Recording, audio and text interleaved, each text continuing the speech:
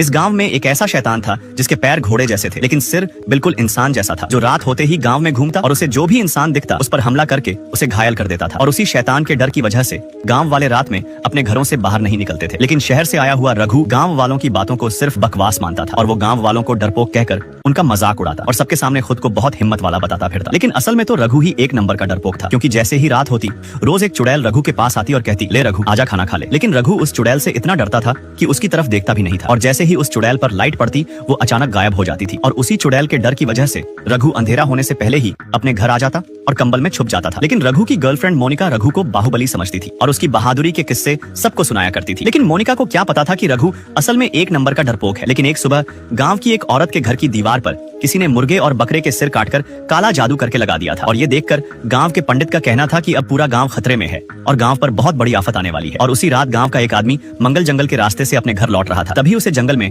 अपनी बूढ़ी माँ दिखाई दी, जो हाथ में मशाल लेकर बहुत फास्ट भागी जा रही थी। लेकिन हैरानी की बात यह थी कि मंगल की माँ तो ठीक से चल भी नहीं सकती थी, इसलिए मंगल अपनी माँ का पीछा करने लगा। लेकिन वो जितना अपनी माँ के करीब जाता उतना ही उसकी माँ उससे दूर होती जा रही थी। और तभी अचानक उसकी माँ उसकी आंखों के सामने गायब हो जाती है। ये देखकर मंगल बहुत डर जाता है और तभी उसके पीछे कुछ अजीब सी आहट होती है, जिससे मंगल पीछे मुड़कर देखता है तो उसके सामने सिर पर सींगों वाली एक खोपड़ी खड़ी थी। ये देख मंगल भूत भूत चिल्लाता हुआ अपने घर की तरफ भागने लगता है। लेकिन जब मंगल घर पहुंचा तो उसकी माँ पहले से ही घर पर मौजूद थी और तब मंगल को पता चलता है कि उसकी माँ रात को कहीं गई ही नहीं थी। ये सुन के मंगल को बुखार चढ़ जाता है। वहीं दूसरी तरफ मोनिका रघु को रात को अपने घर मिलने के लिए बुलाती है। लेकिन रघु अंधेरे में घर के बाहर जाने से डरता था, इसलिए वो शाम होने से पहले ही मोनिका के घर के पास वाली जगह छुप जाता है। लेकिन अंधेरा होते ही रघु के सामने वो चुड़ैल खाने का निवाला खिलाने आ जाती है, जिसे देख रघु बहुत डर जाता है। लेकिन फिर भी हिम्मत करके वो उस चुड़ैल पर टॉर्च की लाइट मार देता है, जिससे वो चुड़ैल गायब हो जाती है और रघु की जान में जान आती है। लेकिन अभी रघु ने सांस ही ली थी कि तभी अचानक उसके सामने वही घोड़े के पैर वाला शैतान आ जाता है। पार्ट 2 और 3 पहले से चैनल पर मौजूद है।